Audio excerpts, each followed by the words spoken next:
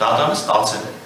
Վստահ եմ դատախազությունը եւս ստացել է։ Եթե դուք չունեք, մենք կարող ենք 270.1 հոդված է ավելանալու, գործի քննության հստակ ժամկետներ է սահմանվում։ Դե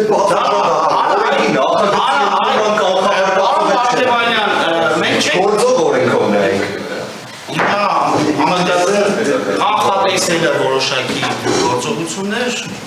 Հաստատ դուք ասում եք, որ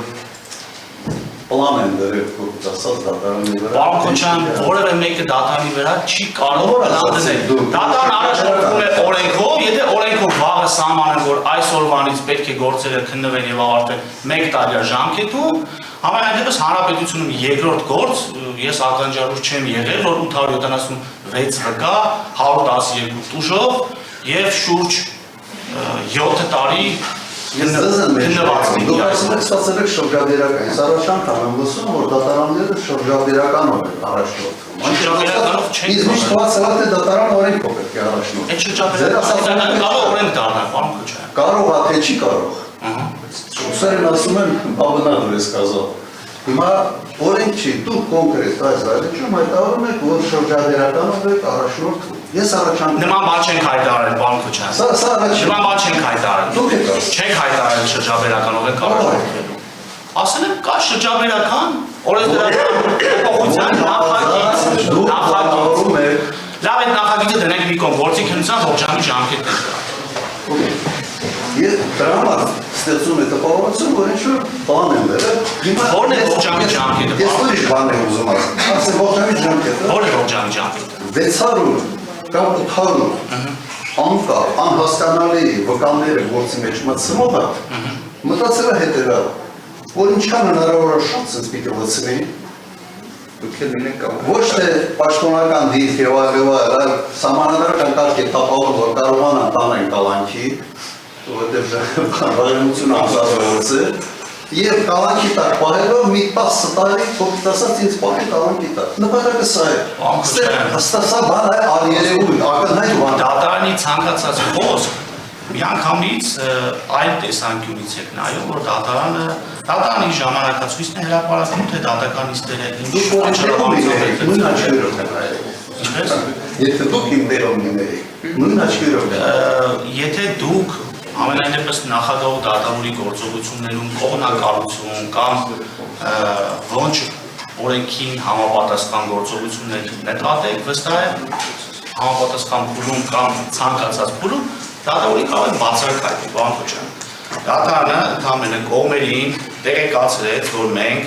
ամիսը 1-2 դատականիստեր նշանակել արդյունավետ դատալսումներ չենք կարողացել ամենայն դեպս անցկացնել։ Հիմա ես ուրիշ բան եմ ուզում ասել, ուղղակի սա բան է, մի քիչ ներածական բան է։ Հիմա շաբաթական 4 նիստ 2 ժամանոց կամ 2 նիստ 4 ժամանոց։ Դա նույնն է, թե նույնը չի։ Ժամանակի արդյունավետ օգտագործման տեսանկյունից։ Դրան գումարվում է ուղղակի մեզ այս բոլորի ստեղ գալու մի ժամ, ես օրինակ իմ համար իսակորից, պետական ծառայությունով, բանով, տիկնապահներով, ես հիմա ասում եմ ձեզ, եթե ձեզ մտահոգում է ողջամտության խնդիրը, հիմա 4 ժամ, 4 նիստ 2 ժամանոց, 2 նիստ 4 ժամանոց, նույնն է։ Հիմա այդ շրջադերականը ինստրուկցիան չի կոպիտ ասում դատարանի։ Պարոն Քոչարյան, դա քննարկելու ենք։ Եթե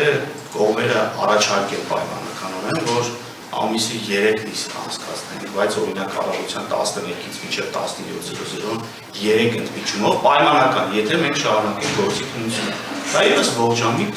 առաջարկ կլինի եւ քննարկի դատարանի կողմից։ Հիմա դուք միանգամից դատարանը կողմերին դերական մենք ունենք գործի ողջամի ժամկետ քննելու ավարտելու օրենսդրական Ուրուսն եք ես այս աշխատանք եք անել դատական։ Համասարաների համար հասկանալի է։ Յուրաքանչյուր անգամ կարծում եմ անհրաժեշտություն չկա, որ դատարանը հիշեցնի, որ կան պարտականություններ դատավարության մասնակիցների կողմից, որ պետք է պարտականությունները կատարեն։ Որքանով այդ պարտականությունները այդ կարգավիճակը կրել է եւ ըստ այդմ պարտականությունները կատարել է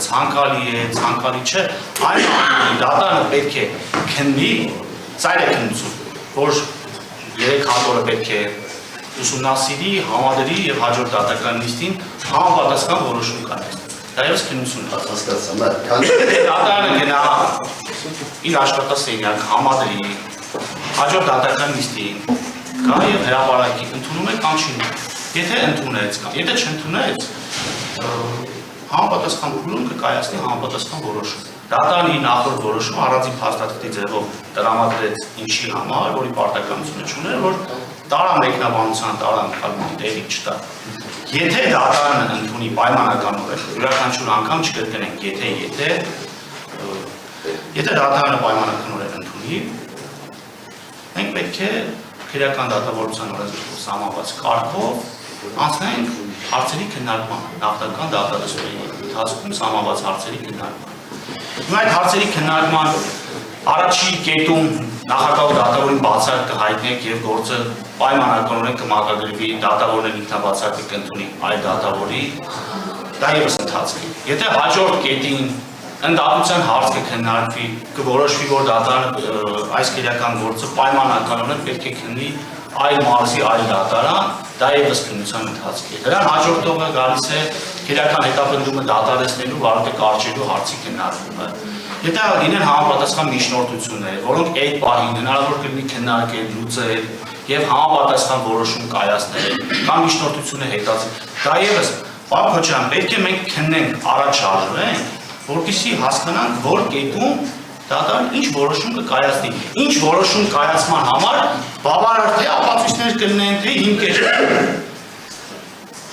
Ես ավելի մատչելի, սա պարտականություն։ Դուք հողում եք արել արհեստական բռնականության։ Հիմա ես էլ հողում եմ։ Դուք նախկինում ես դիմել եմ, ես բազոնով չեմ ասում, շատ որ պատրին ու դերթացել, ես նայեմ ողջունել է։ Հիմա ես դիմել եմ արհեստական բռնականության հետևած հարցադրումով։ Հնարավոր է արդյոք առանց քրեական դպրոցի մարդ ունենալ մեղադրյալի կարգավիճակ։ Եվ արդյոք կա որևէ այս երկրագնդի վրա որևէ մի երկիր, որտեղ դա հնարավոր է, երկրներից մեկը։ Շատ երկար աշխատելուց հետո, ամբողջ այդ big data մշակելուց հետո, ինձ ասել են սա աբսուրդ է, սա անհնար է, եւ չկա աշխարհում որևէ մեկ երկիր, որտեղ դա հնարավոր է։ Ամենայն դեպս եղած այս data-ի մեջ այդպիսի օրինակ արհեստական բանականությունը չի գտել։ Ես ասի լավ պատմական իմաստով է հիմա կարող է դա եղել օրինակ 50 տարի առաջ, 60, 70 վերջի 100 տարվա ընթացքում այդպիսի օրինակ չի հայտնաբերել։ Հասկանում հիմա եթե մենք ողջամտության բանով շարժվենք, այս դատականիստը չպիտի գա։ Ես դեռ գալիս եմ, որտեղ հասկացա, որ ոնց որ չես գալիս ասում եք հուսատում է, բայց ես գալիս եմ ամիշա բարիկան դրսևորելով, բայց ներքին համոզմունքս, իմ ներքին համոզմունքը, որ ինչ անում ենք աբսուրդի մեջ։ Ստիպված եմ անում, որտեղ կա դատավոր, կա քրթություն, կա դատախազ, որը գալիս ասում ստիպաներով վերում է, մեղադրանքներ է տալիս, բայց արհեստական բանականության պատասխանը դա է։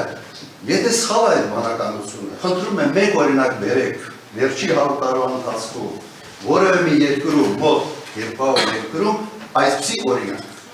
Պարոն Քոչարյան, եթե արհեստական բանականությանը հարցնենք, որ եթե պայմանականորեն քրեական օրենսգրքի 166-րդ հոդվածի 2-րդ մասի 15-րդ կետը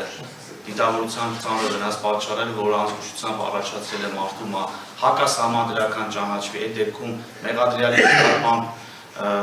այլ մեղադրանք փոփոխելու հնարավորություն կարող է ընձեռել, չընձեռել։ Հիմա եթե պայմանականորեն արհեստական բանականությունը պատասխանի որ չէ, այդ անձը այլևս այդ պահից անբարդ է։ Դուք ո՞նց կմեկնաբանեք դա։ Տեսեք այլ մարմնական վնասվածքի հետ կապված օրինակ վերցրեք։ Այսինքն անձին դիտավորությամբ ծանր վնաս են պատճառում, որը անզուգուշությամբ առաջացրել է մահ, որը պայմանականորեն սահմանադրական դատարանը մի օր հակասահմանադրական ճանաչել։ Տեսեք ուրիշ օրինակ են բերում։ Դա եւս կարող են լինել անձինք, որ ասեն աբսուրդ է։ Անձին դիտավորության մարմնական վնասվածք է պատճառվել, ուրիշ օրինակ եմ բերում, որը հակասահմանադրական է ճանաչվել։ Հիմա ես ընդհանրապես նախագահ դատավոր ընդհանրապես արհեստական բանականությանը հարցերով է, որ այս ծավալի քրեական գործ եթե լինի որքան ժամանակ է անհրաժեշտ, որպեսզի քննենք ավարտենք։ Արհեստական բանականությունը մեկ շաբաթյա գրաֆիկով 2.5 տարի է նշել։ Ամիսի 2 դատական նիստ անցկացնելու դեպքում 4-ից 6 տարի։ Ամիսը 1 դատական նիստ անցկացնելու դեպքում 6-ից 8 տարի, եթե բոլոր դատական նիստերը կայանան։ Իսկ օրենսդրական փոփոխությունների նախագիծը կայանում է հետևյալում, որ գործերը պետք է քննվեն եւ ավարտվեն 1 տարի Նախագիծը։ Եթե նախագիծը, բայց գործող օրենսը գրքով քրեական դատավարության։ Ողջամի ժամկետները սահմանված։ Ո՞վ է սահմանում։ Դա ո՞րն է ողջամի ժամկետը։ Ողջամի ժամկետը գալիս է գործի ծավալից։ Հիմա գործի ծավալից ողջամի։ Եթե ծավալում է գործը, պետք է ավելի հաճախ իստեր չէ նշանակվի, որպեսզի ավելի շուտ քննենք եւ հասկանանք։ Չէ, մի օր արտարացնում են մի փոքր տեղադրության գործը կարող է ողջամի ժամկետը 2 ամիս։ Այս կարգի գործի ողջամի ժամկետը կարող է 6 տարի, 5 տարի։ Որովհետև գործի ողջամի ժամկետներն է, որ առաջին օրը պետք է ավարտված լիներ։ Վերջնանը ողջամի ժամկետ են խոսում, այս գործը այսքան